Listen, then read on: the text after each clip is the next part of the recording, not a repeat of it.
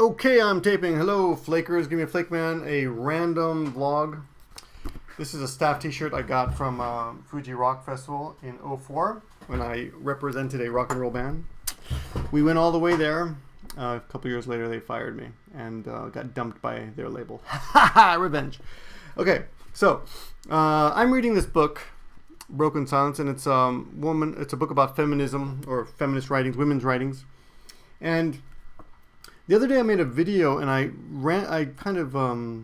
just commented that women shouldn't use da too much. Oh, I said I was teaching zannen desu, zannen da, zannen desu ne. You can also say zannen deshita. Zannen deshita would mean that's too bad it didn't work out, or that's too bad like about something that's already finished. Oh, did you go to I couldn't go to the party. Oh, zannen deshita ne.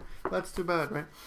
But anyway, I want to make a comment regarding the da des comment that I made in my video and answer the question. I want to read to you from a paragraph, or not a paragraph, a chapter regarding Sachiko Ide's writings. You can look it up. And it's on page 55 of the book, if anyone has this. I doubt it. But anyway, it talks about des and da, and I'm going to read it to you, and I'm going to interject with my own. It's a very short paragraph, actually. I'm going to read it to you and interject with my own opinions, etc. Okay, so here we go. The section is called des and da, as you can see. And this is a pro. I mean, she's she's got degrees and she's I don't know what I think she's a professor or something. Actually, I should tell you what she is before. She's a professor, okay, at Japan Women's University. She's a linguist, so that should give this opinion some what's the word? Weight. Another word. Anyway, you know what I'm saying. Okay, omosa, weight. Okay, ready? Des is the formal form of the copula, and da is the informal form. Male and female speakers use the former, meaning des. But the latter is generally limited to male speech, and that's what I said in my video. And now here's the first example. Kore wa hon desu. For example, this little book. Kore wa hon desu. Kore wa hon desu. And that's male or female, and it's formal, kind of formal because it uses the des form, right? Kore wa hon da is usually limited to males, and it's informal. And it means this is a book. This kore wa hon is book, des or da. Des can be used by both male and female, and da is generally used only by men, okay? Now, in an informal, get back to the book, in an informal context, a female speaker can use the copula da, plus here's one, plus the softener wa. So it would be dawa, kore wa hon dawa. And if I say that, I sound a bit effeminate. Oh, kore wa hon dawa. Okay, isolate that moment and you can make a hate video about me. Okay, in an informal context, let me reread that. In an informal context, a female speaker can use the copula da plus the softener wa, or replace the copula entirely with one or more of the following or final particles, and they give three. Ready? First example: kore wa hon da yo, kore wa hon yo, and the last one, kore wa hon nano. So if we include the first one mentioned, kore wa hon da wa, there'd be four things that women, well, five ways to say the same sentence if you're a woman. Number one, kore wa hon desu. Number two, kore wa hon da wa. Number three, kore wa hon da yo. Number four, kore wa hon yo. And number five, kore wa hon nano. I just feel getting gay when I say hon nano. Okay. Remember, the difference between men and women is 1%, and I gotta tell you, my 1% is bigger than most guys. 1%. That's what I gotta tell you. Okay, so, but I talked to a few women. I know it's hard to believe that I talked to a woman, but just like Dave Letterman had sex, it's possible for me to talk to her. So I talked to a woman and a couple women, and they said that no, women can say da. It's fine to say da, and women say it. And men, and according to this book, it says kore wa hon da yo is only women, but that's not true because men say da yo all the time. So da yo, so da yo. I hear that all the time, so that's BS. But I don't know why this woman writes this way. I mean, she's a pro, right? And it's not this old. It's not that old. This book is not that old. It's not like the language has changed so much. This is 1997, but I don't know. Let me continue with the book. Okay.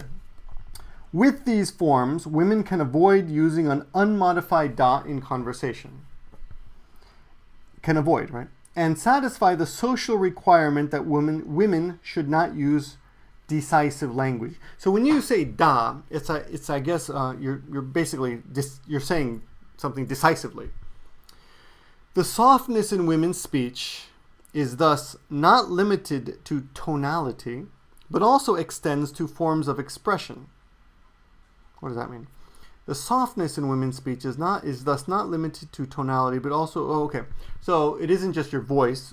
It isn't just a woman's voice, like you hear elevator girls. Well, they used to have elevator girls that have really high pitched voices, or a lot of girls use a very high pitched voice. But also extends to forms of expression, meaning language. Right? Here it gets a little more difficult. Ready? A big word coming up. It can be extrapolated. It can be extrapolated from this that women are not allowed access to informal or decisive patterns of speech. If a woman specifically wishes to take up such forms, she can deliberately choose to use da, but this choice will lead to what is seen as unfeminine or inappropriate communication. Because women's speech is required to be soft, it is not possible for women to participate equally in a serious conversation and abide strictly by the social linguistic rules. That's interesting, huh? So according to this book, according to this woman's opinion, if a woman wishes to take up such forms, she can use the expression da, but this choice will lead to what is seen as unfeminine. So using da alone is unfeminine. I guess I would agree with that, but sitting with your legs spread is also unfeminine. Chewing with your mouth open is unfeminine. It's also rude. It wouldn't be considered masculine either, though. But playing with your chin hair would be unfeminine, I would say. But let's get serious. Okay. And this will be seen as unfeminine or inappropriate communication. Because women's speech is required to be soft, it is not possible for women to participate equally in a serious conversation. That's interesting, huh? So by social context, women's conversation or communication is expected to be soft. This is required to, but I assume it can't really be required. I mean, they can't really require you to speak that way. They must expect you to speak that way. It is not possible for women to participate equally in a serious conversation and abide strictly by the social linguistic rules. So, I see what they're saying. So if you are to speak as a lady, then it's serious for you to take part in a serious conversation where opinions must be expressed decisively. This situation rests on the strong expectation that the social role of women is to be gentle, to promote a bright and pleasant atmosphere for others, and to never put themselves forward in any way. Now, I want to remind all of you that this is not my opinion. I'm just giving you something to think about regarding a comment I made, off the cuff the other day. It is, it is a sexist language, but we can argue that even English is a sexist language because in the word woman there is the word man, WOMAN. So there's a lot, and there's been I used to take part in linguistic discussions with women, feminists, and a lot of women have in the past have suggested that we change the spelling of women to YN, I think, and woman. What do they suggest? I forgot what they suggested for that. But anyway, the word he is inside of she, and it's kind of a violation. Women have said things like that. So I guess sexism exists in all languages. It's just to different extents. And in this case, it's just the way people speak, So if I say kore wa honyo, I would be seen as a bit effeminate or even gay. And if I were gay, I guess that's what I want to do. I'd want to show I want to express myself that way. I guess it's a little bit like, very tiny bit in a way that some words in English are considered like gay words. For example, the word fabulous. Like if you watch Seinfeld, they mention that a straight man will never say the word fabulous. Like George, there's one scene where Jerry Seinfeld puts on a new jacket, and George say, "May I say this in the most heterosexual way? You look fabulous," And the implication, of course, is the word fabulous is not a heterosexual word. So language like that, it's interesting. It's interesting. Anyway, I would really love to hear from some of the female Japanese, or like the Japanese, because I'm not Japanese, as it's been pointed out many times. Maybe Runny 999, he's Japanese. Dai Chen, who, although he's not Japanese exactly, he's kind of a mixed, he's a mutt like me. But his Japanese is excellent. He might have an opinion on this. Of course, that Japanese girl. The new woman, Bra. Oh, I said girl. That must be I'm sexist. The new woman, her name is Bra Lady in Japan, I think. She might have a good opinion on this. Who else is Japanese? I know. Oh, Eddie Nagi. Hanafubuki. Any women or Japanese men who are interested in who have an opinion about this. I'd love to hear their opinions regarding this, because it is an interesting subject. I don't know if there's much you can say about it, except that this is the way language works, and if you're going to look, but the good news, if you're a gaijin, you can get away with speaking like a guy if you're a girl, I'm pretty sure people. And the other funny thing is that young girls, I've heard say boku. You'll hear young girls saying boku, and I think even ore. And according to this book, in the old days in rural Japan, like in the country, old women would refer to themselves as ore, which is kind of weird, I think, but that's in the old days anyway. It's really interesting. If anyone's got thoughts on it, I love a video response, or whatever, or the last thing to warn you men who are studying Japanese is the bad news about studying Japanese with a Japanese teacher is most Japanese teachers are women, are female, and what happens is we end up talking a bit effeminately. So it would be I wouldn't be surprised if I heard a gaijin guy say "kore wa honyo" instead of hondayo or honda, right, or hondes. So be careful of feminine language, not because you're sexist, but because that's, if you want to communicate. My theory with teaching is, if you want to communicate well, use the most common form of communication, But if you want to make a statement on sexism in Japan, you can consciously make it a point to go against some of this stuff. Oh, last thing. I want to thank Bobby Judo. He said he was pretty good, man. I was surprised. He said something. He taught me some things I didn't even know. So, like the beer thing, I never heard about that. I never noticed the beer. Maybe I was too drunk at the time. Maybe I learned, but I didn't notice that. If you don't know what I'm talking about, you gotta watch his last video about being humble. I think it's Japanese for more. It's number 122.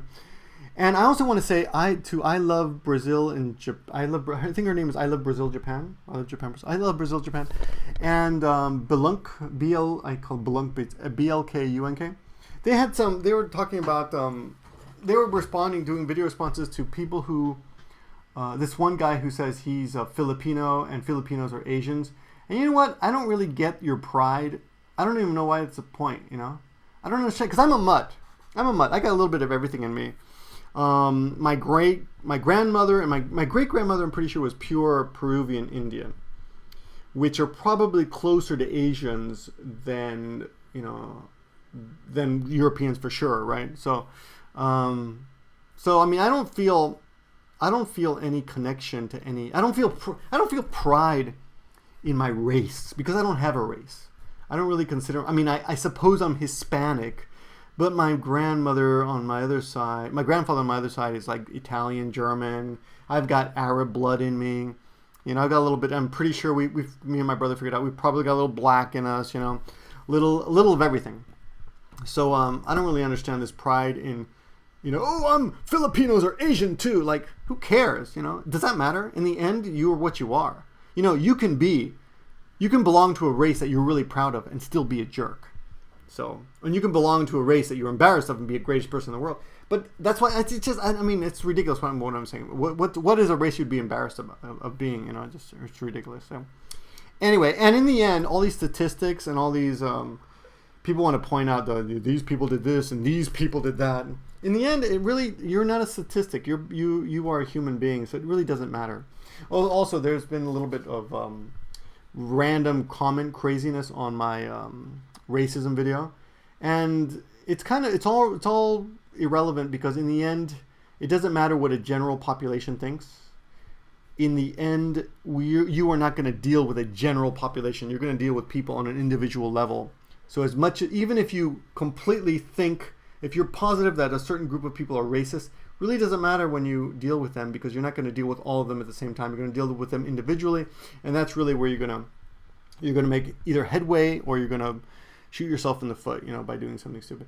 I mean, or living up to their expectations, or fulfilling their racist ideas about you. You know, you can try to educate people by just being the best human being you can, and get over and help them overcome their racist tendencies or ideas, which is really in the end just ignorance. So I'm really rambling because I don't want to, because I gotta end this video, and I gotta get back to my studies. Right. So there's a little random video for today. Wow, I talked too much. I'll talk to you later. Bye.